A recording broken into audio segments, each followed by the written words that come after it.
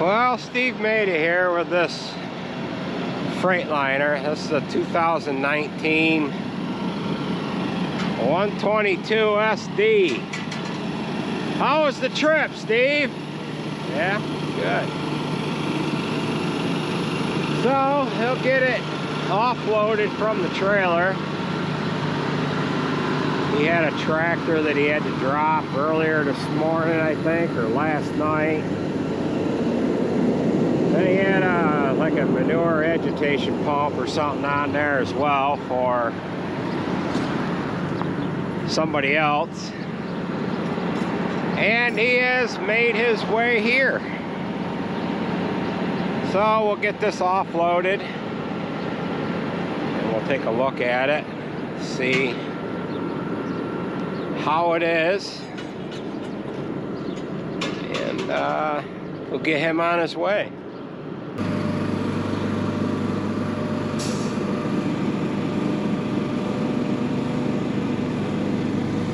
Steve's even got the proper attire on here today, huh?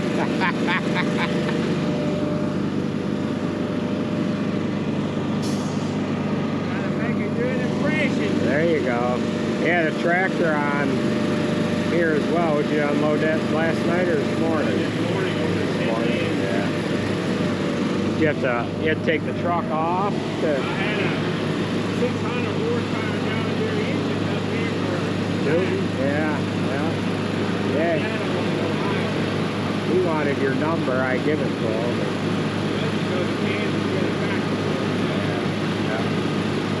Yeah.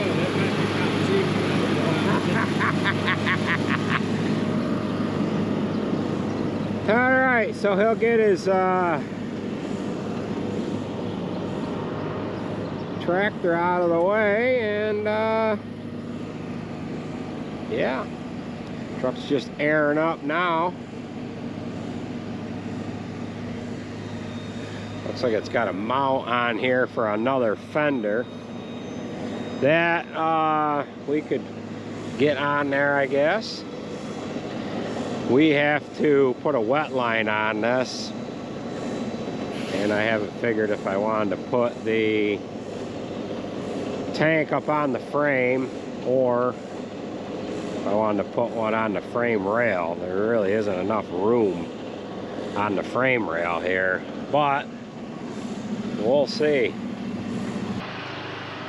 All right, so we've got that unloaded off of there.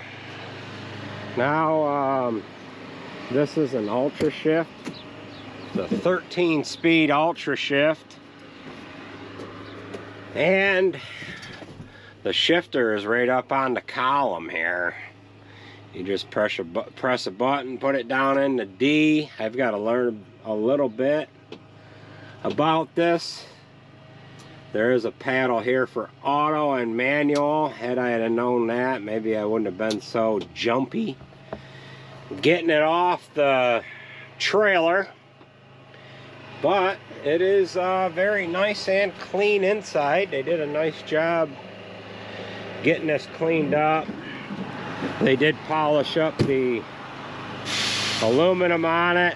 We need to get around it with a pressure washer.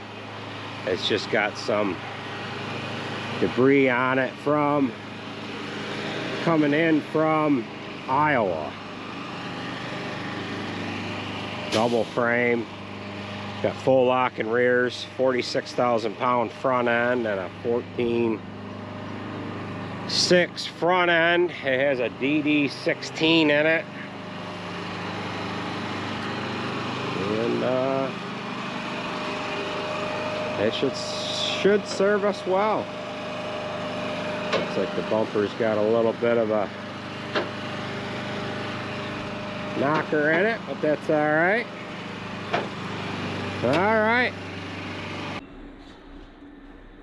All right, so it has been exactly 1 week to the day since we have received this truck, and we are now ready to work on it. We need to put a wet line on it. This truck came with a PTO. However, the PTO that is on the transmission is not quite set up the way we need it.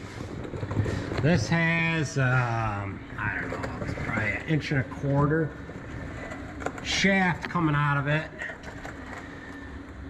And what we need is a PTO that has a direct mount flange on it. We've got the oil drained out of the transmission. We're going to pull that PTO off. And I've got a couple of options. One of the options is I can take that PTO off and change out the back side of it, and we can get the correct flange to be able to run the hydraulic pump that we're going to run. However, we're not going to do that. I've got a rebuilt PTO here that has the correct flange on it, which is a K flange, and it will accept a 7/8 13 spline pump. So we've got our pump here that'll bolt to the PTO. So we'll take the PTO off that's on there. We'll put this guy on. Then we have our hydraulic valves. We've got a double acting motor spool here that will run the manure trailer, and it will also run the silage trailer. We got a single acting cylinder spool, which we've got these on the other road tractors, and this is basically for a dump trailer. If in the event someday we get a dump trailer, we'll have it. So we've got to put these 4 pieces together. We've got an inlet cover here. Hydraulic oil is going to come in on this front side from the hydraulic pump, and it's going to feed this assembly. On the back side, these will all stack together. We've got our 2 work sections, which we can put as many as 7 or 8 of these together. We only need 2. We've got an outlet cover that'll come in on the back side, and this oil will return through a hydraulic filter, and it will go back to the hydraulic reservoir. The one thing that we are waiting for is a hydraulic reservoir. Now this truck is a little shorter than the other ones. I think the Mack is actually shorter than this truck, but we really don't have enough real estate on the frame rail to be able to mount a hydraulic reservoir on it. However, we do have 2 fuel tanks, one on each side. They're both 100-gallon fuel tanks. I don't need both. So we're going to take this one on this right-hand side off. I did order a split tank. In other words, a split tank. It'll have fuel on one side and hydraulic oil on the other. However, I'm not going to see that tank for a couple of weeks. So I ordered a saddle tank from Buyers. It's an actual hydraulic, 50-gallon hydraulic oil reservoir that'll mount on the frame. We're going to mount that. We're going to take this one off. We're going to mount that one on there. And then when the tank that I ordered comes in, we'll switch it. Now you might be saying, why would you go through all that trouble? Well, we kind of want the same look to it here. And this tank is doing us no good. It has to come off anyways. The tank that we put on, I can take that off and use it on another truck down the road, or just we'll have it as a spare. So we have to take that tank off. The new tank is not here yet. It's going to take us a little bit of a while to get these components installed. We have to put a tower in the cab to run our air controls, which we'll show you that once we get to it. We're going to shift these 2 valves with air. So we have to pull the spring return cup off the back of the valve. We've got an air shift cylinder that'll bolt to the valve, and then this air shift cylinder has 2 air ports on it. One will run the valve in one direction, and the other one will run the valve in the other direction. We've got a handle kit that we can put on the valve as well, just so that you can run these valves from the side of the truck. It's not really necessary. However, if we use this truck, or if we get a dump trailer someday and you're dumping a load of grain or something, instead of climbing up into the truck every time, you can just walk over to the side of the truck frame, actuate the valve from the handle, and away you go. We're also going to put a gauge up in the cab, which will show you that once we get going with that. So we'll go ahead. The first thing we're going to do, we'll pull that PTO off, get that over on the bench, match it up to the other one. It should be the same. Get our used rebuilt one on there, mount our pump, build our other components out, and then we'll slowly get everything put together here. All right, so I've got this PTO removed that was on the truck. That is this one here. This is the one that we're going to bolt on. This one I originally put on the C5 7 or 8 years ago, and then that had been on there. It failed after 7 years. We had it rebuilt. It's been sitting up on the shelf. So we'll go ahead and put it on. It looks old, but it is all brand new on the inside. What I could have done is I could have got a yoke to go on this PTO, and I could have put a bracket on this pump and mounted the pump somewhere in behind the PTO gearbox. But then you got a shaft that's always turning. You got to worry about someone crawling underneath the truck, maybe get caught in that if it's on, or corn stalks or something wrapping around another shaft that's underneath the truck. So it's just easier to change this out than it is to build all this crap to get that to work. Now, in order to change that, all I have to do is take this bearing off this end, pull this shaft assembly out, and then just change this end. There'll be a flange that'll bolt in place of this bearing. It'll have the bearing and everything in it, and then it'll look just like this guy here. It'll have a female port, and that'll accept the male shaft on the pump. So we'll go ahead and get this installed. We do have our gaskets already on the PTO. We use a thick one and a thin one, and that works perfectly to get your backlash adjusted just right where it needs to be. Now, some of you are probably wondering, well, how do you, well, why don't you just, set the backlash? Well, this one here, there is a cover that you can take off to get in there, but this is a hot shift PTO, and we're just gonna go ahead and mount it, and then I guess I can take that cover off right there, reach in there and see how much play there is once we get it up on there and get it tight. But usually you can get away with a thick gasket and a thin gasket. The transmission gear is going to mesh onto this one here. When that's on there, when the transmission gets hot, that gear will expand a little bit. What you don't want is the top of the gear to come into the bottom, the top of the transmission gear to come into the bottom of the PTO gear real hard to where they're meshing too tightly. Usually we don't have a problem with a one thick and one thin. So we'll go ahead and throw this in there, and then we'll get the pump installed, and then I need to build a bracket off the back side of this pump to support it.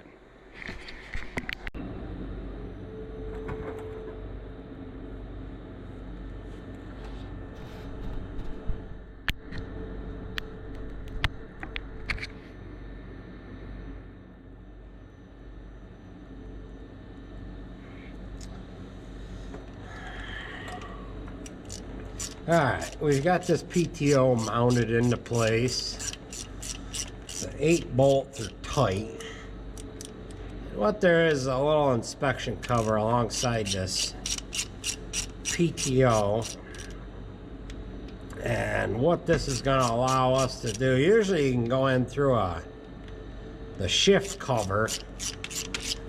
You have your shift cover removed and you just try to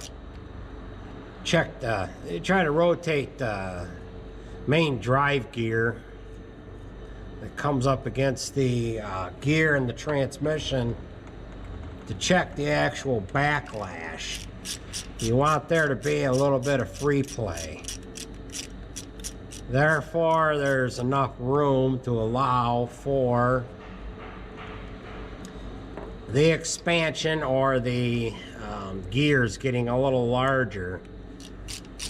Once this transmission PTO warms up, these gears will get a little bigger. So we'll get this off. We'll be able to reach our fingers in here. We'll be able to see and hope that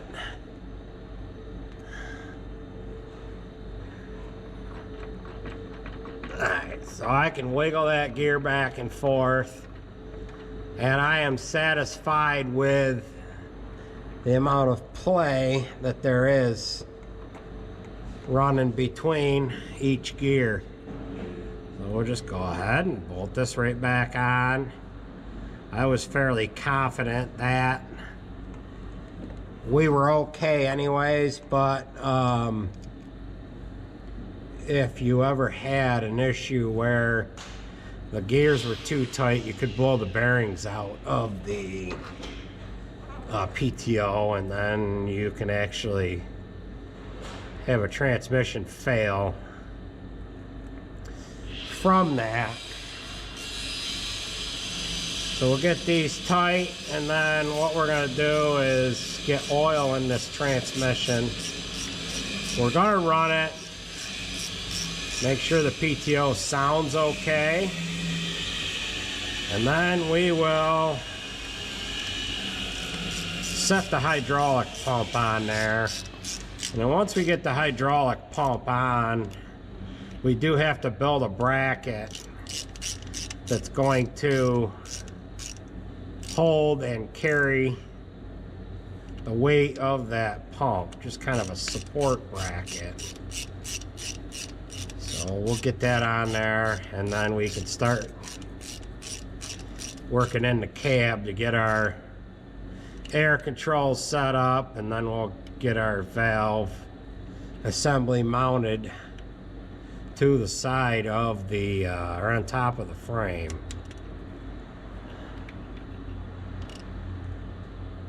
Okay, so that's tight, and we'll go ahead and roll out.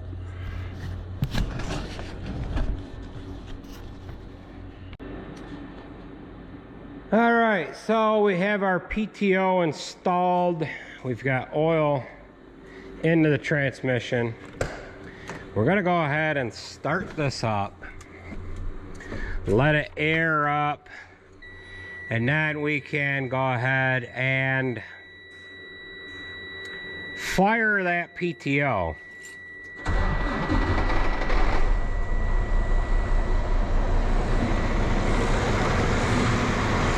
We'll just make sure the PTO turns under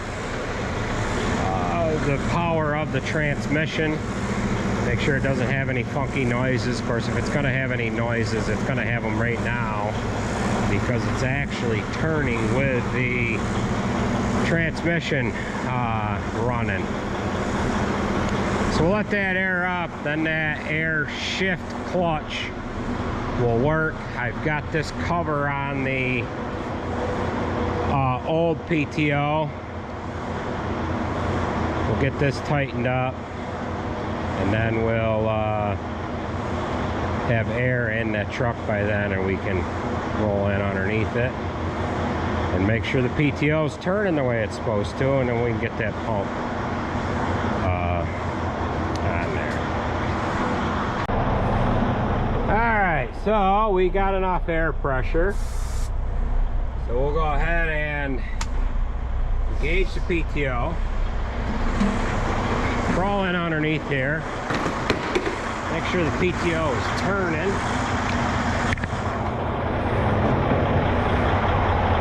Which it is. Let's see.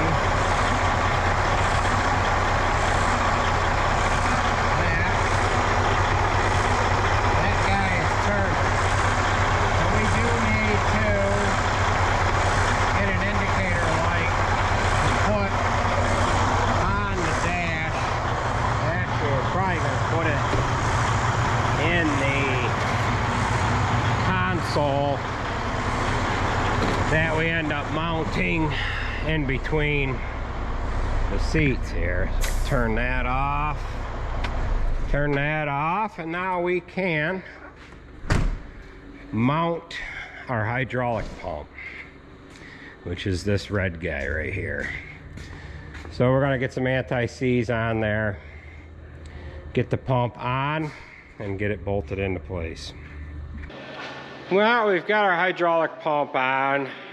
I'm making brackets up right now for that, a support bracket for the hydraulic pump. Sarah's been working on this fuel tank. She's got the fuel out of it. She's got the straps and the steps and whatever off. And that's ready to come right off of the truck now. We've got it all unhooked. And then we've got a hydraulic oil reservoir coming. We'll bolt that right in this spot here. We're going to leave the these mounts on there, and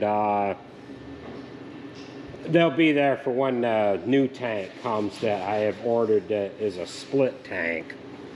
So she's got it strapped. We'll get that strap off and take the tank off, put some plugs in it where the fuel lines hook into it, and then we'll be ready to put that hydraulic reservoir on. Was it fun taking this off?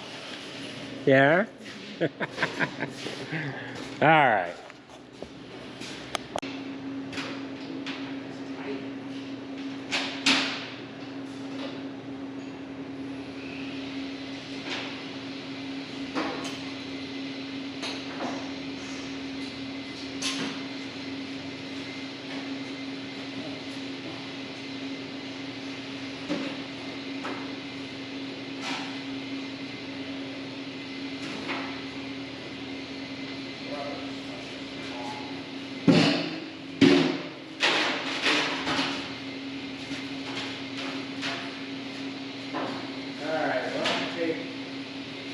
These fittings out of the tank, and I should have pipe plugs in the toolbox over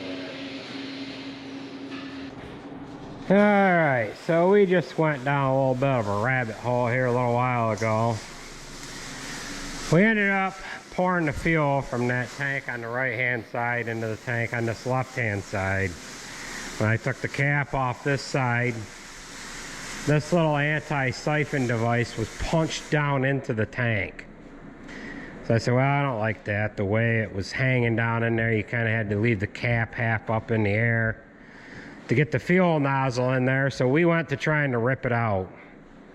Well, it ended up falling down into the tank. So we had to drain the fuel out of the tank.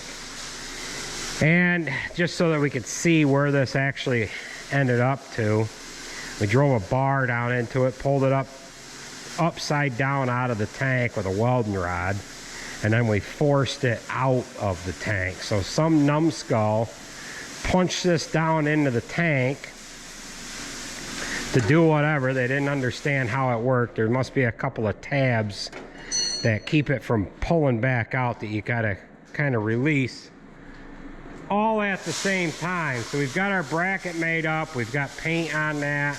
Next thing we're going to do is we're going to go into getting the console ready to go in the cab. Jared and Alex are on the second manure pump here. They're getting this one done up as well. He replaced the bottom portion fan housing. Got to put the fan on. Alex is welding the collar that the tube pivots from, that sits on top of the actual housing itself. So they've got a little bit of welding left to do here, and then he'll blast a hole in this pipe and they'll put the bottom agitation port on. He's got the fan to go on yet, and then the bottom of the housing. So they'll have this done here in a little whirl.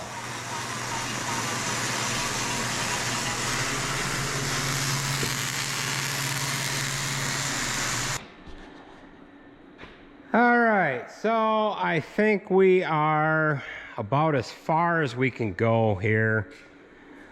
We have ordered some parts and we are waiting for that stuff to come in. We took the deck plate off of the frame. We need to make up the bracket that's going to hold the valve body. We've got the air controls up in the cab, which will show you that. The PTO is obviously mounted along with the pump. I made up a bracket to hold and support the pump. Sarah painted that. She has that on. So that's on there. We need to get our fittings into the pump, and then we'll run them lines out. We've got the suction on this side and the pressure on the other side. So we'll run the pressure line up to the hydraulic valve body, and then we'll run the suction back over to the tank that's going to be on the right hand side of the truck. So right now what we're going to do is we're just going to show you what the console looks like up in the cab. We've got that mounted. Actually, the cover's not mounted down. But we've got the toggle switches for running the hydraulic valve. We've got our red light indicator for when the PTO is on, that'll turn on. And then on this back, the hole that's in the back side of that console, we're going to have a gauge that comes up out of there, and that will show us how much pressure everything is running at. You'll be able to kind of use that for judging how much is left in the manure tank. Once it gets pumping down near empty, you'll know at that point. When the pressure is low, you'll know at that point that the tank is getting empty. So we've got an air line and a pressure protection valve hooked up out of one of the primary tanks, going up to that valve body, or up to those toggle switches, which, as long as we have that cover off, we could show you what that looks like in here. Sarah ended up plumbing all this together. We've got our colored air lines. We've got a T bringing air up to the toggle switches, the supply line.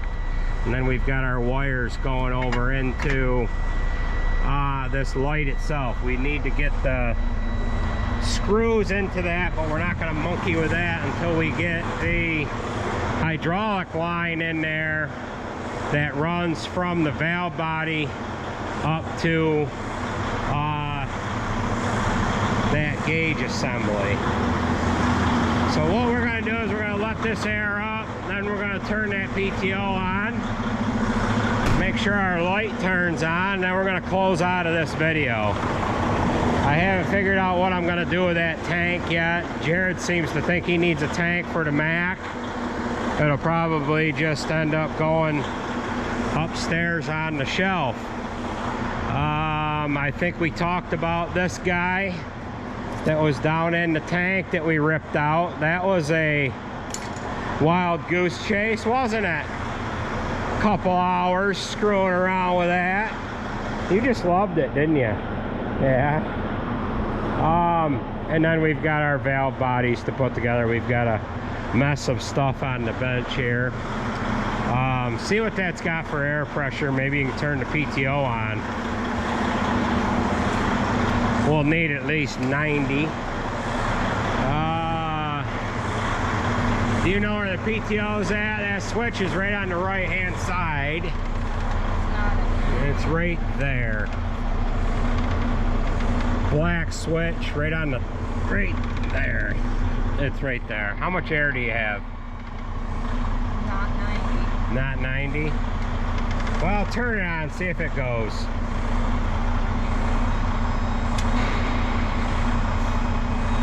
Alright, that's on. And we've got a red light on the console over there. Does any other lights come on? No other lights come on, no instrument panel. Alright, so I guess that's gonna do it. I'll shut the PTO off. How much air do you have now? Huh? 90, so it's just borderline. Go ahead and engage it again.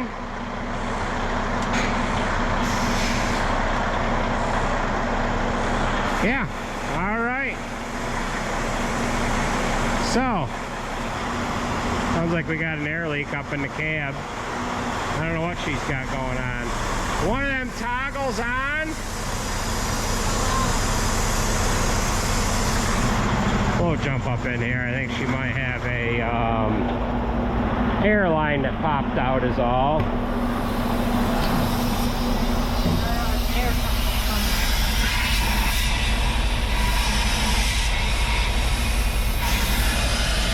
Oh, you know what? That plug that I give you is a vent. It's not an actual plug. So we'll have to shut the truck off. We'll have to get you a different kind of a plug. Yeah, that guy there, I can't tell by looking at it. But that's got a hole in it. Doesn't it? Or is that just not tight?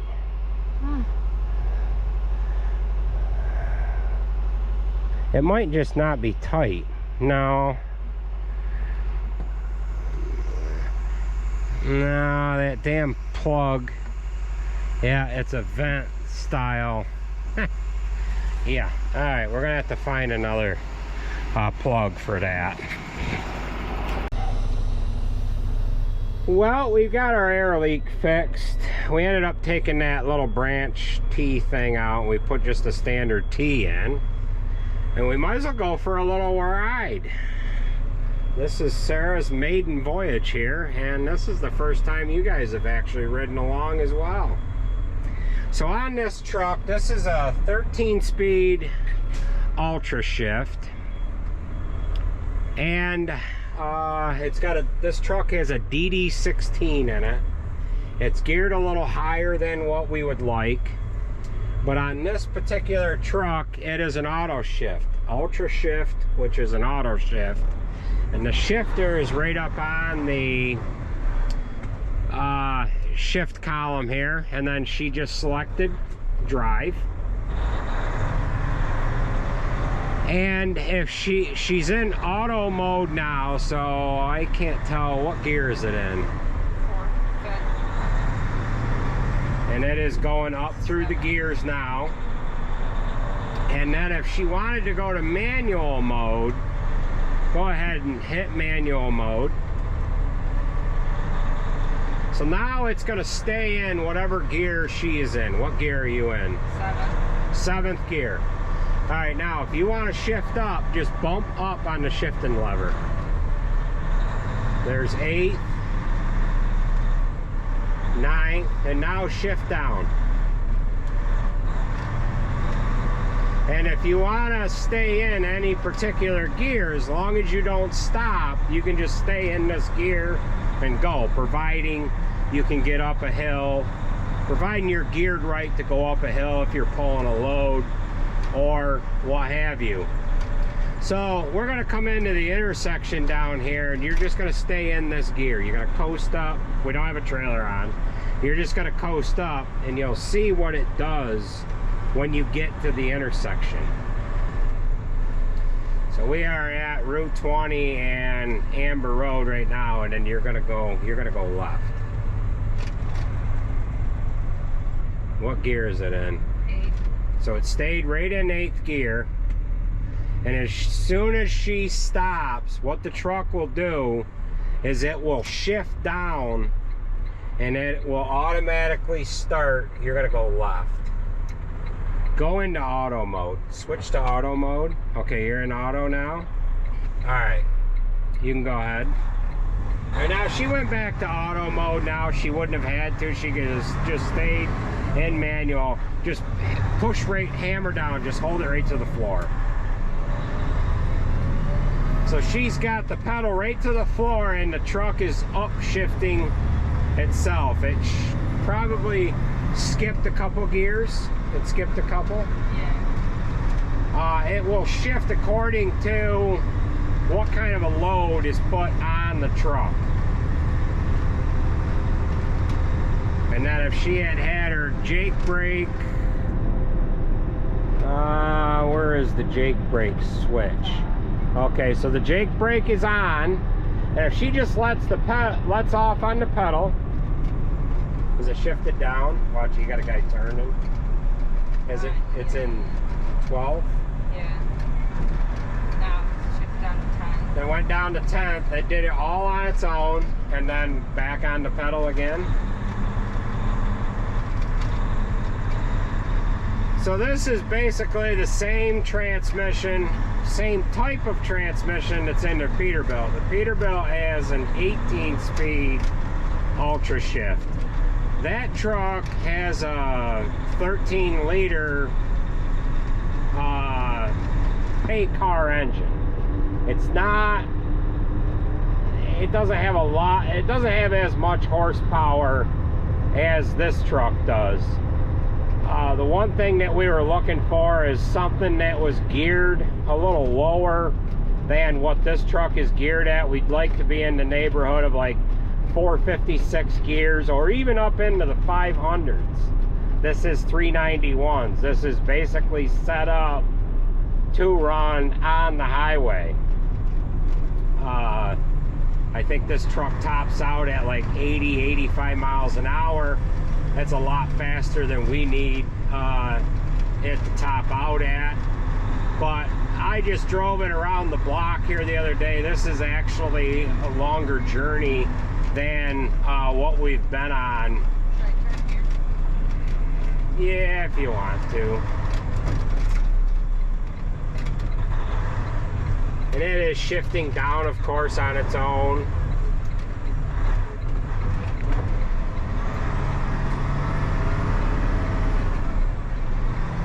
What gear are you in? Name off the gears. 7. So I went 5th to 7th. 9. 9, so it's skipping gears. Again, this is only a 13 speed. 11. 11th. This is a back road, so we don't want to hammer down on it here, but yes, this does a good job. So we'll see how it climbs this one particular hill that's up in front of us.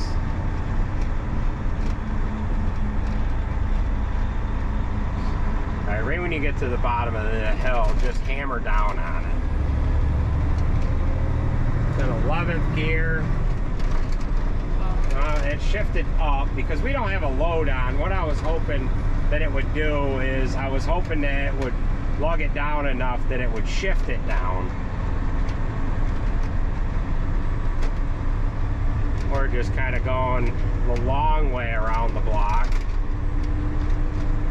Our satellite manure storage is actually a couple miles up beyond this point. But that'll give you an idea of how this runs when we come back at you with another video on this particular truck. We will be putting the valve body together and we'll put the hydraulic reservoir on it. We've got a regular 50-gallon tank that we have bought that we're going to put on it. And when I can get around to actually ordering the split tank, which I have one on order, but it's on back order, and there's no telling how long it's going to take before I get that. And I would rather order one from someone where I know how long it's going to be before we expect that to come in.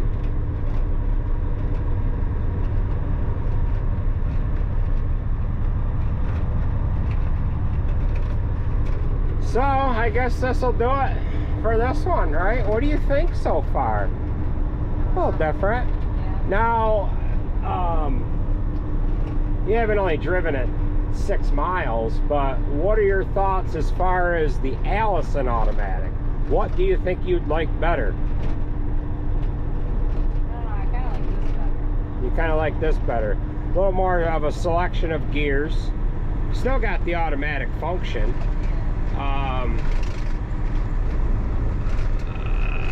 The Peterbilt, in order to shift the Peterbilt down, that has a console down here, and you can just push button upshift or downshift. That has all the same functions to the transmission.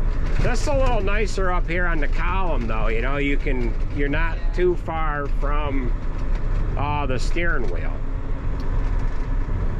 So that'll give you an idea how that goes. Once we get the truck set up to haul a tank, we'll the next time we go for a ride, it'll have a tank hooked to it.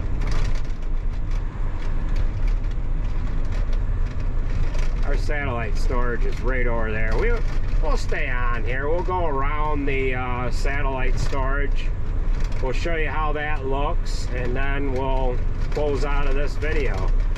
This is the Cummings farm here.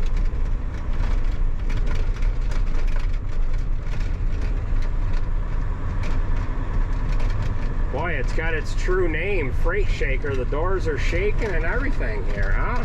So am I turning here or going? Yeah, turn right up here. This is new seating right here, and I hate the looks of this headland here. Wet. I seated this down in the fall. So the truck is shifting itself down.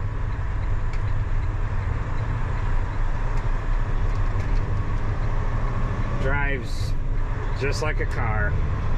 Again, if you don't know anything about these, there's no clutch pedal. However, this is a standard transmission with a automatic shift pack on it. More or less an automatic shift pack.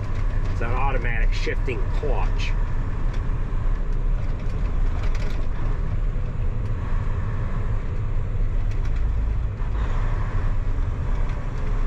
Got the Jake brake on 3, so that is a little aggressive. You wouldn't run maybe the Jake brake. There's only 2 settings on this Jake brake, and if you're empty, you'd probably be better off running no Jake brake. That way you could just kind of coast to your stop sign, and then the truck is not getting all cattywampus on you. But the satellite storage is just up here. This is the Cummings milking barn. The part of the freestall fell down the first winter we owned it. We cleaned that up. This is where Jared lives over here. The manure lagoon is just on the other side of that silo. I know every time we are over here, we bring up the fact that the silo that is back at the commodity shed, so go right around counterclockwise. Go in this driveway and then just circle around the cow barn. Every time we're over here, we bring up the fact that the silo that is at the commodity shed came from 2 silos that were on this farm. There's a 16 by 60 Lancaster silo still standing. Go that way. And there was a 20 by 60 and a 24 by 60, just 20 and a 24 sitting next to that. There was a freestall that ran parallel to that flat top machinery barn. Watch it, Jared's dog is out here. They're out by the manure pit. That freestall fell down that winter. This is the satellite manure storage here. Jared has just gotten home, and we might as well get out here and we'll say hello to Moose anyways. Alright, so just put her in neutral and then pull your yellow brake out.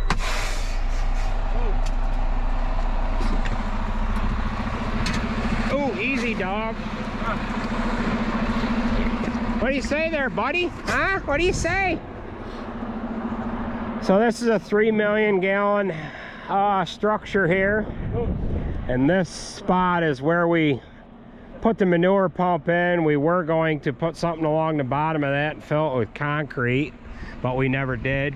We've got a ramp to get down into it so that we can get the crawler in, and so that we can clean the solids out in the event that the crawler doesn't do the trick. But that is it. So we might as well go ahead and get back to the farm. But yeah, this is where the silos were.